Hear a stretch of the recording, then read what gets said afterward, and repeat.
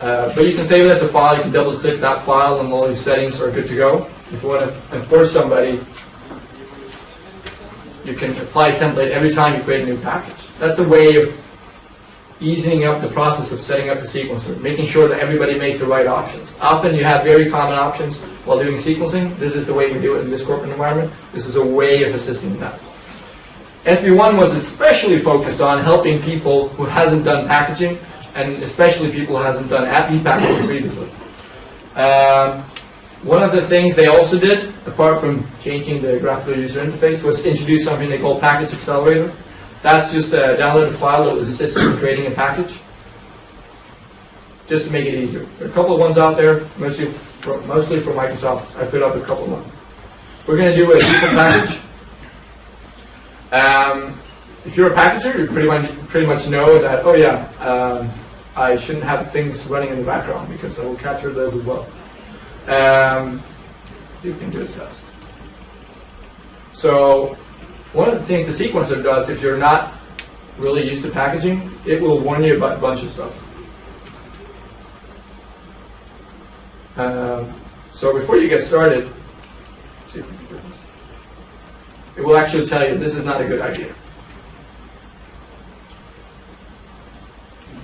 So yeah, one of the things to succeed is actually have a clean box, not anything running. If you've done packaging, you know about this. What happens now is that you get a warning. So I just activated the Windows search service. That one generates background activity, create files on disk. You don't want those as part of the package. To be honest, it will probably never ruin a package. No real meaning. But it's a good way of saying, you know what, that's a bad idea. The other warning here is that I got this window open. So one good AppV-specific part of packaging is that you should have no processes running in the background. And that will actually assist you in capturing everything you want to. Let's see. But since we're rolling crazy, we don't care. We'll just go forward anyways. We got a couple of more choices here. Mostly it relates to what type of package you're creating. If you already have a main package, you might want to do the add-on or plugin or the middleware. Basically, creating a package that will hook into other packages. Standard application will probably be the mostly used one. It's not too complicated to understand, however. What happened previously was that people were kind of uncertain of when they were going to install stuff. So one of the things they changed right now is that you actually have to pick up the installer. Streaming Profiler, I think you recognize this, right? Streaming Profiler did a really good job, and they kind of mimicked this one. We're just going to pick the installer. Virtual Dimension is a small application that I use for demos. I never use it in my real life. Processing data takes a long time. That's why I picked a small application. You don't have to wait that much. What we're going to do next is type in the application name. So it hasn't started anything. Yeah. So one of the things that people have a hard time grasping, or one of the things that is often criticized. I actually had a customer meeting last week, or this week. He didn't like this one. That you have the Q drive, right? So one of the things that sets AppV really apart from Streaming Profiling and ThinApp and all the other stuff, that you have the Q drive. So what's the Q drive, right? Virtual C drive. It's a virtual C drive. It's a mount point where you have things installed. Recommendation, that we'll see in a couple of minutes, is that you install stuff to it. Previously I had a limitation, which you see we don't anymore, that you had to have a 8.3 compliant name. So that 8.3 name, or that name of the folder that we will install everything to, had to be 8.3 characters. So that's to avoid creating a short name. So you get that tilde1. Yeah. That has nothing to do with AppV. AppV didn't have that limitation. There was just, they enforced that limitation. What did have the problem was applications. Applications sometimes behave badly if they have to generate a short name. So to avoid problems, they enforced you to do it. Now they remove that one. What happens in the background is that we give a long name, virtual dimension 0.94, which is really not 8.3 compliant, and they will generate a unique short name. I'll show you it later. You'll see how it goes. But essentially, they kind of remove that factor from you. I would say it kind of eases the burden if somebody's starting new. The customers I'm working with, I'm still enforcing them to use an 8.3 name. Really, really enforcing them. So I'm not adapting this new side. It does work very well. Really worked well. Kind of surprised how well. Yeah. Once we started, previously in the Appy world, you remember you kickstarted the sequencing, hit the begin monitoring. That one looked pretty much the same regardless of what version. Right now what happened is that the installer you picked out, they will kickstart it for you.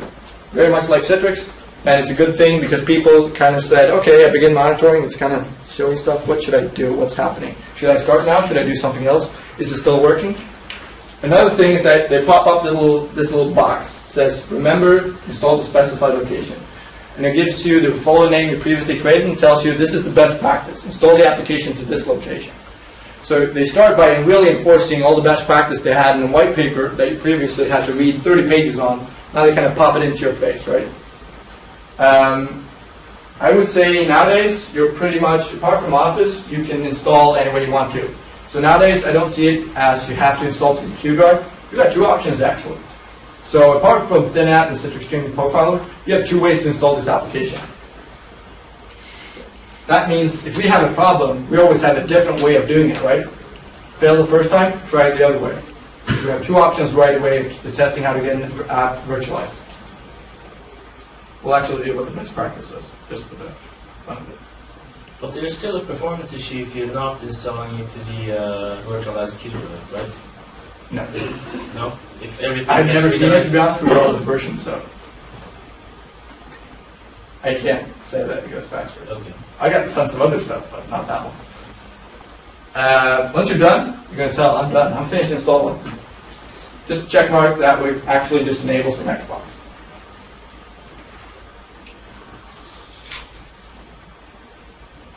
What happens now is that you get the possibility to run the application. What's identified here is what shortcuts are placed someplace, and they will be presented here. You got the license file, don't care about it. You got the virtual dimension, which is, it's a little thing that shows up in the system tray. What was on top of the name of tray? I can't confirm. We'll do that. Yeah, the possibility to run the application. Recommendation previously has been to do it 3 times, but depends on the app. If you have like some applications tattoo the licensing part when you start it the first time, you maybe not want to start. Okay. Too bad. So, okay, this is not too dramatic. I should have picked a bigger app. So no issues were detected. I don't like showing stuff that works. So usually you get a report here. This is a very small application, pretty much it lays down like 5 or 4 files. But usually you get a report here. The most common option you get is that, oh what, you know what, you had a couple of files excluded. Or we had a reboot that needed to be processed. Or you had a driver detected. So you get warnings about possible implications of actually providing this application. One of the good things that actually show up there is something that I don't think any good virtualized solution provides today. I know ThinApp provided a blog article which Aaron Parker then extended, but that's the right-click menus. So when you do training, people usually use WinSet. When you provide WinSet virtualized, you don't get the right-click menus because they are actually not part of the application. It's something we lay down for the operating system, for the Explorer.exe, which is your shell, your desktop, that we will use. If they're part of the virtualized application, the operating system doesn't know about it. So we get a warning here about that. Those kinds of things. And that's really good. It's really good even if you're an experienced packager, just because you kind of always get a heads up. You know more about the application than you. So I'm going to choose customize. Really just plow through everything. I'm not going to show you all that stuff.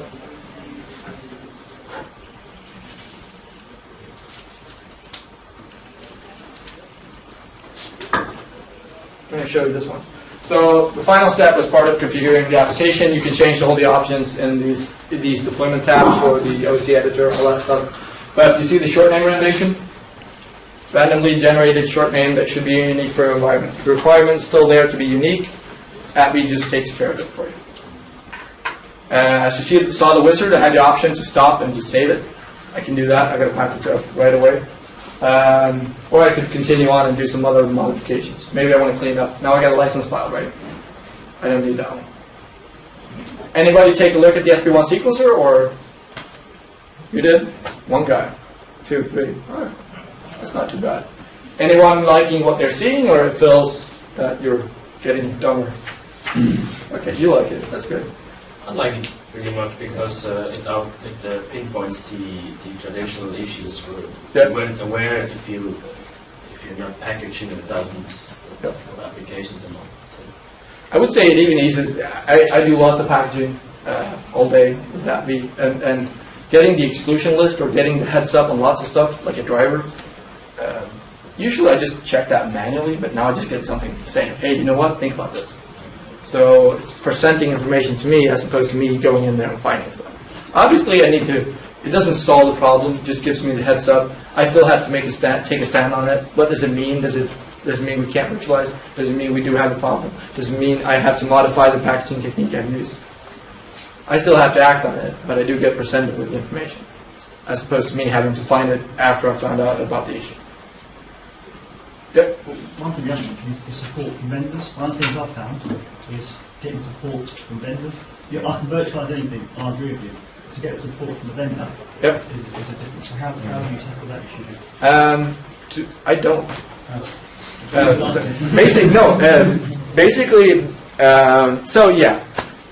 So if you open a Oracle case, I love Oracle. If you open an Oracle case, they will tell you need a Windows 2000 box for your admin, and we can get your app working. Oh, great, perfect. I mean, I love that one. And they have a very strict environment. They say they support terminal services, but you have to repeat any problem on a, what do you call it, native installation of Windows XP or Windows 7 or whatever operating system you're using, which means they're not, is that support for SANAP or terminal services? No, not really. So usually I try to avoid that one. I try to find out as much as the problem so I can say, you know what, in this scenario, this register key, this file, or this behavior, or this write is causing this problem. I'm not saying app B is causing it. I'm not saying terminal services is causing it. I'm just saying this is the behavior that you need to change. So by saying that, I'm saying I can repeat lots of things on a Windows XP box just by knowing that behavior and can think about a problem scenario that will actually make them understand the situation you're in. But mentioning app B or even set up and terminal services, no.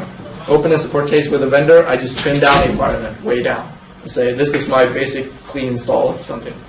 And doing that actually allows you to, gives you some benefits. But getting support, I agree with you, you're not there.